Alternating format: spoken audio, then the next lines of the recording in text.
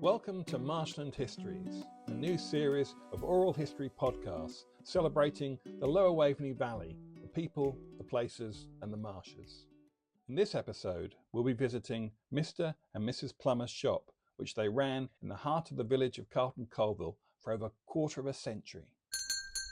How do? You right there? Yeah. That's cold out there, Cyril. They took over the shop from the Ramsay family, who had it since the days of horse and cart. Here's the shop pictured in the early 1900s, with Walter Ramsay at the door, and later his sister Sybil and his daughter Edna would run the business until the early 1960s. That's when Mr and Mrs Plummer arrived with their three children, Albert, Nancy and Linda.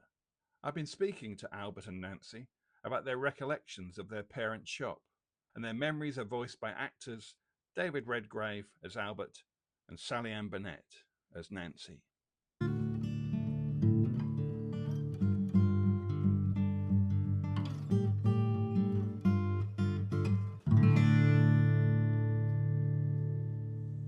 Oi, Albert, look at that. That's still got the wall with the posters on. We used to get free tickets to the cinema. The Odeon used to advertise there. And I know where those enamel signs are now, Nancy. That's in the ground next to the drain pipes that me and Dad laid. We dug out the drains all the way down the drive, right down to the oak tree, and loads of enamel signs went in there. Dad bought the shop from the Ramsays. The shop was pretty run down at that point. There were only 2 electric lights, and that was it. Originally, there were 4 bedrooms, but one was turned into a bathroom. There was a lean-to that was a greenhouse originally. That's where the paraffin tank was. And behind that was a store that turned into a workshop, and that's where there was a loft above, where they used to store all the soap flakes. They worked right hard. They opened 8 in the morning, closed at 6 at night. Mum used to do the morning shift, and then there was stuff to do after 6. Used to go to the wholesalers, fill up the shelves in the shop.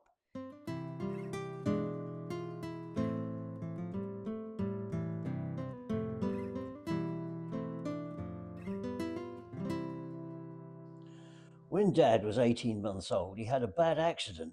He was catapulted out of his pram and his right leg folded back on itself. So he was in and out of Guy's Hospital until he was 11.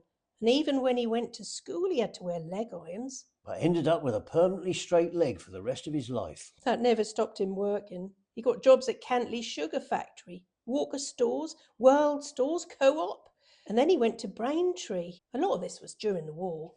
While he was working in Braintree, that's when Dad met Mum. Her name was Treasure. Why? We don't know. None of the family know where it came from. And you never thought to ask, did you? But in the shop, he'd call her Janie. So a lot of customers thought that was her name.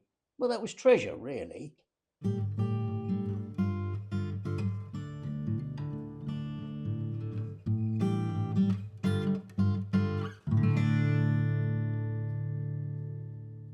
I can picture the layout of that old shop now. You'd come in at the door, and the little square fridge for ice cream was over the right-hand side, near the stand with trays of fruit and veg. There was a sack of potatoes under the window. The Ramsays, who had the shop before us, used to have a phone for the customers. They took messages or telegrams. But when Dad got there, he moved the phone to the office. He really had to gut the whole place. That did need a lot of work. He put up new shelves and a whole new counter arrangement. He had weighing scales and a big glass cabinet from Cadbury's. At Christmas time, he'd put all the dinky toys in that. I used to set out the window with all the Christmas stuff. That was my job, that was. Can you remember that lady who lived down Carlton Cross with a tortoise? Yeah, she used to bring that in on Saturday afternoons and stick it on the counter. And the ones who were closest were always the last ones to come in at 5 to 6. Closing time, you'd have to shoot that bolt across the door right quick. They couldn't get away from it, could they? There was always people knocking on the door, even on Christmas Day. Trouble is, if you work for yourself, you don't get paid for holidays. So if you close, you're losing money as well as spending money. Didn't they buy the greengrocers round from King's in the wool shop? Yeah, he used to go around twice a week on that. And when the strawberries were in season, he used to go with a van with them in the evenings. When that tailed off, he took the pools and spot the ball coupons round. Mum used to do all the counting of the coupons and sorting out at home, and Dad used to go and collect them. But in the evening, 10 o'clock, Dad did go to the pub for a pint because he'd been working and either had to go to the wholesalers or be filling up the shelves. Yeah, that weren't an easy life. Tuesday night was a bit earlier because he used to go and pick his mother up and she used to come home for tea. Tea and political discussion. He used to say, "We're not arguing, we're just discussing." Mum and Dad didn't make a lot of money, but they made a living. That was all very basic. At one time, Mace Supermarkets wanted Dad to become a Mace shop, but he said, "No, I don't want to. I want to be independent." So when they built that new row of shops, there was a Mace there, and they tried to drive Dad out because he wouldn't do what they wanted. But they had the shop from when? 1961 to 1987. That's over 25 years. Yeah, and as soon as they could get their old age pension, they did. I think they were better off when they were pensioners than when they were in the shop. Then they moved just up the road to Meadow Way, just behind the shop. So they still saw a lot of people they knew. There were a lot of old Carlton people around there. But I still got one last genuine stock item from the shop. Here it is, Monkey brand soap. Have you got a box full there? They used to come in these lovely old wooden boxes like this. I couldn't throw it away, could I? That want to be in a museum somewhere. You see, they used to use monkey soap was for cleaning pots and pans, that sort of thing. Bit like Ajax or Vim these days. We stocked such a lot of things, didn't we? Do you remember Dr. Dewitt's little liver pills? Yeah, and there was Zambuck, some sort of ointment that was, and bile beans. Oh, they'd clean you out. And what about grasshopper ointment? That was brilliant stuff.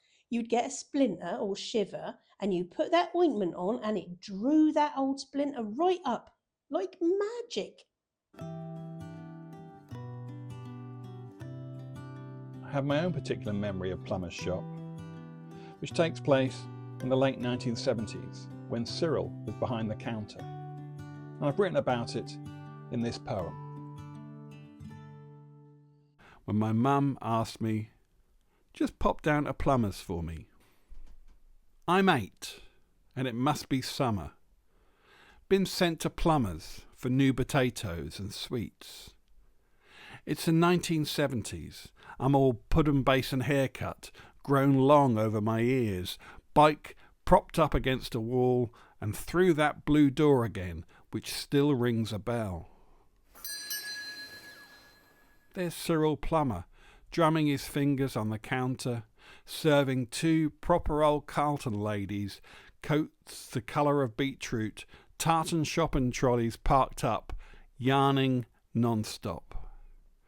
"Go on, Cyril," one of them nods. "We've got all day. Serve this little girl first." And Mr Plummer, bless him, gladly shifts my way, smiles, winks at me, and says, "Sue, what would you like, little girl?"